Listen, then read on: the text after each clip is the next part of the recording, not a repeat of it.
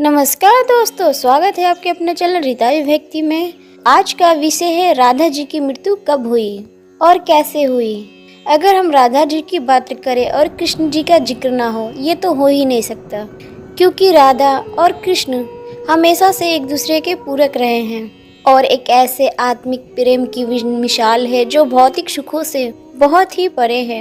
यूँ तो राधा कृष्ण जी का प्रेम अनादिकाल से चला आ रहा है, पर द्वापर युग में जब भगवान नारायण ने कृष्ण रूपी अवतार लिया तो संसार का सही अर्थ समझाने के लिए प्रेम का कृष्ण की ही अंश राधा ने यमुना के निकट रावण ग्राम में विश्वान और कृति के यहाँ राधा रूप में जन्म लिया और जन्म के साथ ही राधा और कृष्ण जी की प्रेम कहानी शुरू हो जाती है। मगर दोस्तों, ऐसी क्या घटनाएं और स्थिति बन जाती है, राधा को कृष्ण जी का विरह का सामना करना पड़ता है और कृष्ण जी क्यों अपनी प्रिय बांसुरी को तोड़ देते हैं? इन सब सवालों के जवाब हम इस वीडियो में जानेंगे। दोस्तों, कहा जाता है कि राधा जन्म से अंधी थी और स्वर्ग लोक से ये वचन लेके पृथ्वी पर आई थी कि श्री कृष्ण जी की प्रथम दृष्टि उन पे पड़ेगी तभी वो पूरे जगत को देख पाएगी, अन्यथा वो नहीं देख पाएगी। तो देखा आपने कैसे शुरुआत से ही दोनों एक दूसरे से जुड़े रहे हैं। बचपन से ही श्री कृष्ण अपनी लीलाओं और माधुरी की धुन से वासियों के मन मोहते हुए नजर आते हैं और राधा और कृष्ण जी तो 8 साल की उम्र से ही अपने प्रेम का आनंद लेने लगे हैं। श्री कृष्ण को अपने जीवन में राधा और बांसुरी दो ही चीजें अनमोल थी और अति प्रिय थी, जो आपस में एक दूसरे से गहराई से जुड़े हुए थी। जब भी श्री कृष्ण बांसुरी बजाते, राधा उनके पास दौड़ी चली आती और घंटों बांसुरी की धुन में मग्न रहती, जो उनके प्रेम को और बढ़ाता गया। वो यमुना नदी के तट पर बैठकर घंटों समय व्यतीत करते थे और उनका यह सुखद समय कुछ ही वर्षों का था, क्योंकि जैसे कृष्ण के मामा कंस को उनके वृंदावन में होने का पता चला तो उसने तुरंत ही कृष्ण को मथुरा में युद्ध का निमंत्रण दे दिया। के लिए उनको अपनी यशोदा माँ और गांव के पूरे गांव के साथ राधा को भी छोड़ के जाना पड़ा। कृष्ण और राधा दोनों को पहले से पता था कि वृंदावन में कृष्ण अब वापस कभी नहीं आएंगे और बहुत समय तक एक दूसरे से मिल भी नहीं पाएंगे। तो इसलिए मथुरा जाने से पहले राधा ने कृष्ण जी से 2 वचन लिए। पहला वचन था कि राधा के हृदय में केवल कान्हा का ही वास रहेगा और दूसरे वचन के अनुसार मृत्यु से पहले उन्हें कान्हा के दर्शन होंगे।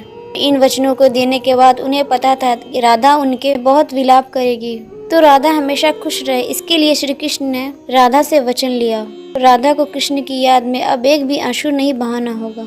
ये वचन लेने के बाद श्री कृष्ण मथुरा को बढ़ जाते हैं और राधा वृंदावन में ही रह जाती है, जिसके बाद से राधा का वर्णन बहुत कम ही मिलता है। इसके बाद श्री कृष्ण जाकर कंस का वध किया और अपने माता पिता देवकी और वासुदेव को कारागार से मुक्त कराया और फिर उन्होंने मथुरा से आगे बढ़कर प्रजा की रक्षा के लिए द्वारका नगरी की स्थापना की। बाद से उन्हें द्वारकाधीश नाम से कहा जाने लगा।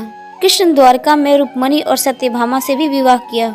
साथ ही इसके अलावा भी कृष्ण जी की 16,108 रानियां थी, जिसमें से रुक्मणी श्री कृष्ण जी की प्रिय पत्नी थी। उन्होंने केवल श्री कृष्ण जी की छवि देखकर ही अपने मन में बसा लिया था। श्री कृष्ण जी से विवाह करने के लिए उन्होंने अपने भाई रुक्मणी से भी लड़ाई कर ली थी। प्रेम पत्र के माध्यम से श्री कृष्ण जी को बुलाकर श्री कृष्ण जी के साथ भाग गई थी। फिर उन्होंने श्री कृष्ण जी के साथ द्वारका नगरी में सुखपूर्वक जीवन व्यतीत किया और श्री कृष्ण जी भी अपने दैविक कार्यों में लीन हो गए। दोस्तों, आजकल तो हम भौतिक विवाह को ही सच्चे प्रेम मानते हैं, पर राधा और कृष्ण तो एक ऐसी मिसाल है जो जिन्होंने तो कभी विवाह ही नहीं किया, केवल अपने मन और हृदय से एक दूसरे को प्रेम किया और उसी सच्चे प्रेम के मन से एक दूसरे से हमेशा बंधे रहे। दोस्तों, राधा और श्री कृष्ण जी की प्रेम की अलग अलग बहुत सारी कथाएं हैं, पर उनमें से एक प्रचलित कहानी यह है कि श्री कृष्ण जी कभी कभी सोते ही राधे राधे बोल पड़ते थे, जो श्री कृष्ण जी की रानियों को अच्छा नहीं लगता था। तो एक बार रुक्मणी ने श्री कृष्ण जी से कहा, हे प्रभु, प्रेम तो हम सभी आपसे करते हैं, पर ऐसा राधा जी में क्या है जो आप सोते हुए भी उन्हें याद करते हैं? तो श्री कृष्ण बोले, तुम एक बार राधा से मिलाओ, फिर तुम्हें खुद ही पता चल जाएगा और उनके लिए कुछ लेते हुए भी जाना। जब रुक्मणी राधा जी के लिए बहुत ही गर्म दूध ले जाती है और राधा के महल के द्वार पे पहुंचती है, जहां वो तेज और ऊर्जवान स्त्री को खड़ा देखती है, तो उनसे पूछती है, क्या आप ही राधा हो? नहीं, मैं राधा नहीं, मैं उनकी सेविका हूँ। राधा तो 7 द्वार के अंदर मिलेंगे। रुक्मणी एक एक द्वार को पार करते हुए जाती है। जब वो राधा रानी के कक्ष में पहुंचती है तो उन्हें पता चलता है कि राधा कई रातों से का नाम जपते हुए रही हैं। उन्होंने कई रातों से सोया नहीं है, पर अभी ही उन्हें निंद्रा आई है। रुक्मणी राधा जी की सखियों से कहे कि कृष्ण द्वारा मैं मिलने के लिए आई हूँ। इतना सुनते ही राधा उठ खड़ा होती है कि कृष्ण ने मुझसे आज मिलने के लिए किसी को भेजा है। रुक्मणी आश्चर्यचकित हो जाती है। केवल कृष्ण जी का नाम लेने से राधा जागृत हो गई और उन्हीं के बारे में पूछने लगी। इतना ही नहीं, जब राधा को पता चला कृष्ण ने उनके लिए प्रसाद भेजा है तो बिना कुछ सोचे वो रुक्मणी से गर्म दूध लेकर पी जाती है, जिसे देखकर रुक्मणी हैरान रह जाती है। फिर वो राधा जी से बातें कर वह वापस आ जाती है। ये सब हो जाने के बाद जब रात्रि के समय है तो कि उनके पैरों में छाले पड़े हुए हैं, जिसे देखकर वो हैरान रह जाती है और पूछती है, प्रभु आप कहाँ पैदल गए थे जो आपके पैरों में छाले पड़ गए? तब श्री कृष्ण बोले, आपने गलती से राधा जी को गर्म दूध पिलाया था। एक ही बार में पी गई थी, जिसके कारण उनके हृदय में छाले पड़ गए हैं। हृदय में मेरे हमेशा चरण कमल विराजमान रहते हैं, जिसके कारण मेरे पैरों में भी छाले पड़ गए। तब रुक्मणी को राधा और कृष्ण जी की प्रेम पराकाष्ठा का पता चलता है कि प्रेम शरीर से नहीं आत्मा से होती है, जो हमेशा राधा के हृदय में कृष्ण जी के चरण विराजमान रहता है। कथा और भी है कि ब्रह्मा जी ने पृथ्वी पर आकर वृंदावन में आकर राधा और श्री कृष्ण जी का विवाह कराया था, पर इसके बारे में ज्यादा जानकारी नहीं है। तभी श्री कृष्ण जी के साथ अपना जीवन व्यतीत करने लगती है और कहा जाता है यादव पुत्र अभिमन्यु या आयरन से उनका विवाह भी हो जाता है। अभिमन्यु को महर्षि दर्शवी का श्राप था कि अगर वो राधा को छुएगा तो भस्म हो जाएगा। इस प्रकार राधा का विवाह होने के बाद भी श्री कृष्ण जी से स्वतंत्र जुड़ी रहती है। बहुत वर्षों बाद जब राधा अपना वैवाहिक जीवन बहुत अच्छी तरह निभा लेती है तो वह समस्त जिम्मेदारियों से मुक्त हो जाती है। फिर वह कृष्ण के पास द्वारका आती है। द्वारका पहुंचने के बाद राधा और श्री कृष्ण आपस में मौन रहने के बावजूद भी अपने अभिव्यक्तियों से घंटों एक दूसरे से बातें करते थे। कृष्ण जी के अलावा द्वारका में कोई और राधा जी को पहचान भी नहीं पाया। फिर राधा श्री कृष्ण जी के महल में निवास करने लगी और श्री कृष्ण जी ने भी उन्हें देविका के रूप में नियुक्त किया, जिससे राधा महल में काम करने के बाद जब समय मिलता तो श्री कृष्ण जी की भक्ति किया करती और उनसे प्रेम पूर्वक बातें कर सकती थी। परंतु कृष्ण तो अपने अन्य राजपाट और कार्यों में व्यस्त रहते थे। दूसरी ओर राधा अपने पुराने कृष्ण को ही याद किया करती थी।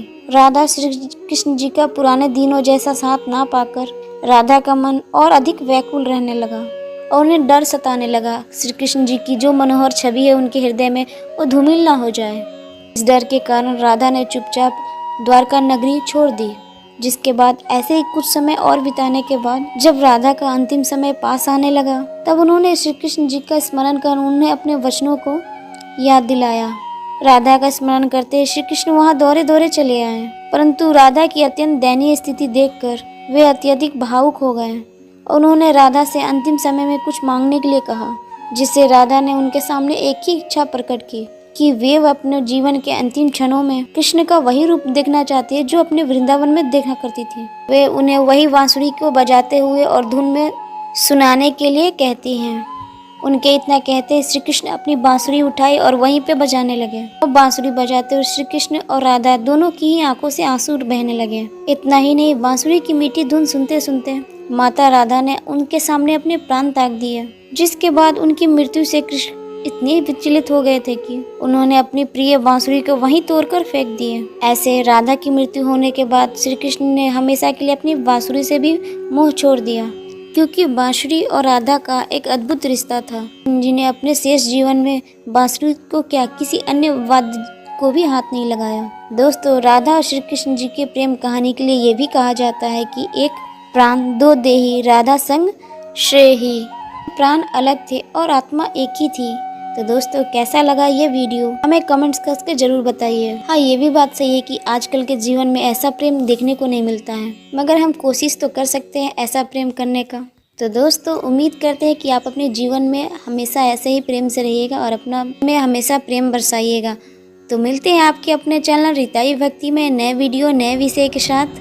अभी तक मेरे चैनल को सब्सक्राइब नहीं किया तो प्लीज़ आपसे हाथ जोड़कर निवेदन है कि मेरे चैनल को सब्सक्राइब कर ले, ताकि ऐसी नई नई जानकारी आप तक पहुंचती रहे। तो मिलते हैं, इजाज़त दीजिए, नमस्कार।